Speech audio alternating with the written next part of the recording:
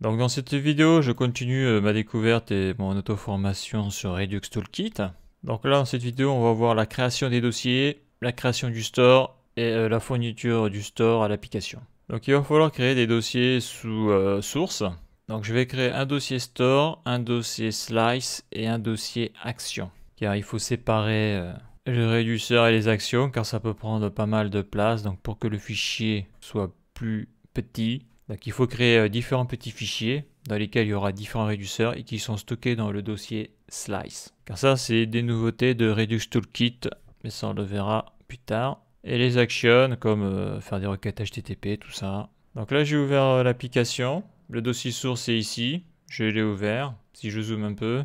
Donc voilà ce que l'on a actuellement. On peut voir que l'application fonctionne, mais ça ne va pas durer. Donc je clique sur source.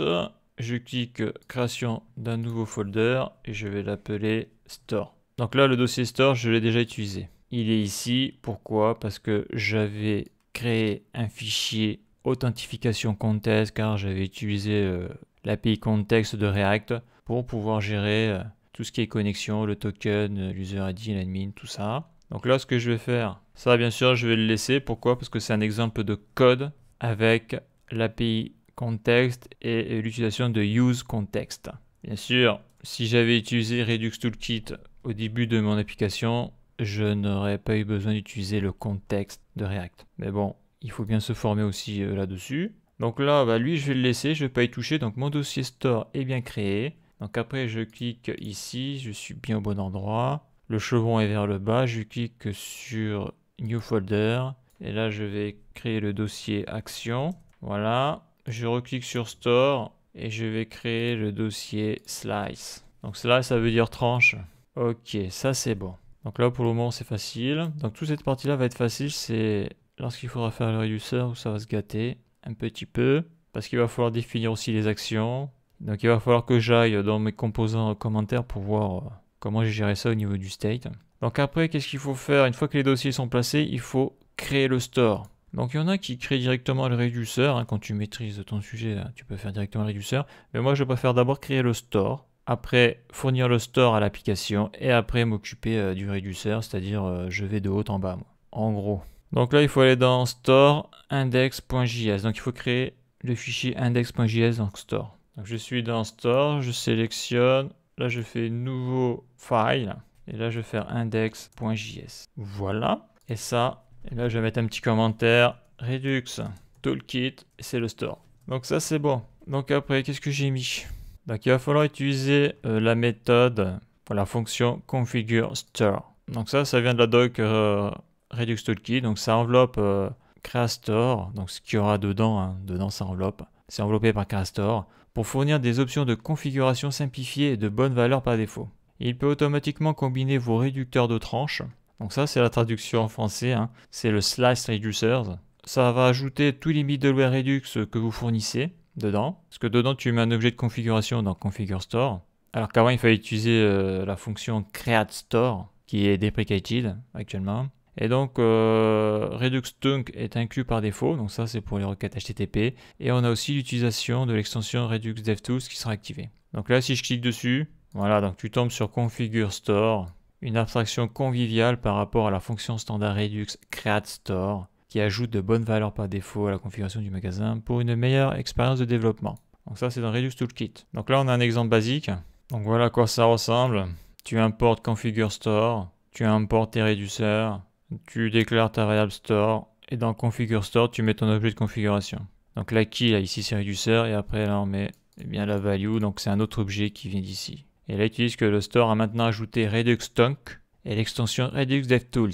Alors qu'avant, il fallait le rajouter avec des middleware. Là, c'est fait automatiquement. Donc, à noter que le store a maintenant Redux Tunk et l'extension Redux DevTools. Et là, si je clique ici. Donc ça, c'est les nouveautés donc, de Redux Toolkit. C'est différentes API. Donc, ça permet de faire les choses de manière plus simple. Donc là, je vais utiliser Configure Store. Après, il y aura Create Reducer, etc. Donc, je vais faire le store. Alors, bien sûr, il ne sera pas fonctionnel car je n'ai pas de réducteur pour le moment. Donc là, je vais déclarer la variable const store égale. Donc là, j'utilise la fonction configure store qui est aussi une API. Donc là, on voit que mon affichage automatique des différentes fonctions ne marche pas. Je ne sais pas ce que j'ai fait avec Visual Studio Code, mais je suis obligé d'appuyer sur CTRL espace pour que ça fonctionne. Voilà, donc configure store de Redux.js. Voilà, l'importation automatique c'est faite. Donc dedans, il faut y mettre un objet de configuration. Et dedans, tu mets ton réduceur avec une key value. Le seul truc, c'est que si tu as plusieurs réduceurs à mettre, eh bien, c'est ici que tu vas les passer aussi. Car avec Redux, il n'y a qu'un seul store dans toute l'application. Et il est tout en haut. Par contre, dedans, on peut mettre autant de réduceurs que l'on veut. Donc moi, je vais sûrement mettre plusieurs réduceurs. Donc je vais mettre un réduceur pour mes commentaires. Et plus tard, je vais sûrement mettre un réduceur pour gérer mes likes, ce genre de choses. Voilà, donc là, je vais faire comme si j'allais mettre plusieurs réduceurs, mais pour le moment, je vais en mettre qu'un. Donc quand tu vas mettre plusieurs réduceurs, il faut écrire réduceur, 2 points. Donc c'est la key. Et dedans, on remet un autre objet. Et dedans, je mets le nom du réduceur. Donc je vais l'appeler commentary pour commentaire. Parce que là, je vais m'occuper des commentaires. En tout cas, je vais me faire la main dessus. Et après, tu vas chercher dans commentary. Donc ça sera fait avec le create slide. Dans le create slide, tu auras commentary slide. Et dedans, je vais chercher le réduceur. Voilà, et après on peut enchaîner les réduceurs comme ça, virgule, et on continue. Donc là, bien sûr, je ne peux pas l'importer vu que je ne l'ai pas créé, donc ça risque pas de marcher. Donc à noter que si tu mets à la place de configure store, tu mets par exemple create, je fais espace store, on le voit là, il le barre là. Il le barre, si je clique dessus, il le barre, et si je mets la souris dessus, il me dit que c'est deprecated, nous recommandons d'utiliser config store, la méthode config store qui remplace create store. Voilà. Donc ça c'est l'informatique, ça évolue. Donc des choses qui marchaient avant, eh bien ça marche toujours après, mais c'est fortement déconseillé, car le jour viendra où ça sera supprimé. Donc ça c'est bon, le store est fini. Il faut juste que je fasse un export default de tout ce qu'il y a dedans. Voilà. Ça veut dire que maintenant je vais pouvoir récupérer le store dans d'autres fichiers. Donc une fois que le store est fini, alors bien sûr il ne marche pas parce qu'il n'y a pas de réducteur pour le moment, il va falloir que je fournisse le store Redux à React. Dans index.js qui a le composant app, donc c'est le composant le plus haut. Il va falloir que j'utilise le composant qui est fourni par la bibliothèque React Redux, provide. C'est pour ça qu'il y a Redux Toolkit, mais il y a aussi Redux React. Si je clique ici, donc voilà ce que l'on a, donc ça vient de React Redux.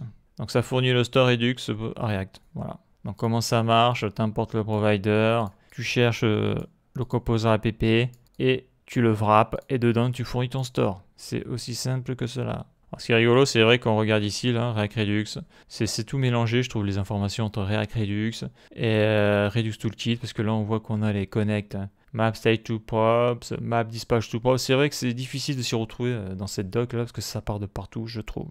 Donc là, on a le slash reducer, ça on le verra ultérieurement. Bon, ok. Donc je vais dans index.js, car dans index.js, il y a le composant app, et dans ce composant, bien sûr, il y a tous les autres composants de l'application. Donc il faut wrapper app avec provider, le composant provider qui est fourni par. Donc je mets le chevron provider. On le voit ici, il apparaît React Redux et je le ferme. CTRL X, CTRL V, Maj Alt F. Donc voilà, ça c'est bon. Alors est-ce que je le mets juste ici ou est-ce que je monte tout en haut? Ouais, je vais me mettre plutôt ici. On ne sait jamais. Pourquoi je fais ça? Parce que comme tu le vois, le store qui est trouvé le provider arrose tous les composants. Donc imaginons là, ça c'est les routes là. Imaginons que j'ai besoin d'une information qui vient du store de Redux.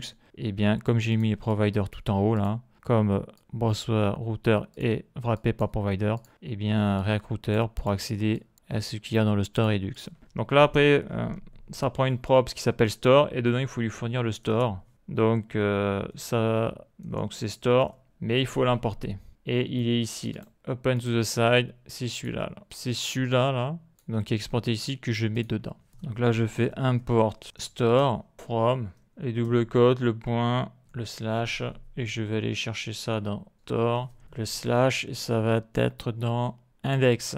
Et puis voilà. Donc, à noter que quand tu importes une variable comme ça, là, sans les accolades, ça veut dire qu'au niveau du fichier, ici, tu as un export default. On le voit là, là c'est un export default. Et quand tu importes un nom de variable avec des accolades, ça veut dire que dans un grand fichier, tu as eu ici un export et le nom là, du composant provider. Ce que je veux dire, c'est que ça vient pas d'un export default, ça vient d'un export tout court. Donc ça a été extrait d'un fichier où il y a plein de fonctions. Donc ça, il ne faut pas se planter parce que Avec Redux Toolkit et React Redux, on a toujours besoin de soit de faire une importation avec une fonction, donc entre accolades parce qu'il y en a plusieurs dans le fichier, ou une importation sans les accolades parce qu'on importe tout ce qu'il y a dans le fichier. Ça, c'est une petite note parce que je me suis pris la tête avec ça. Donc voilà, là on a fini une deuxième grande étape.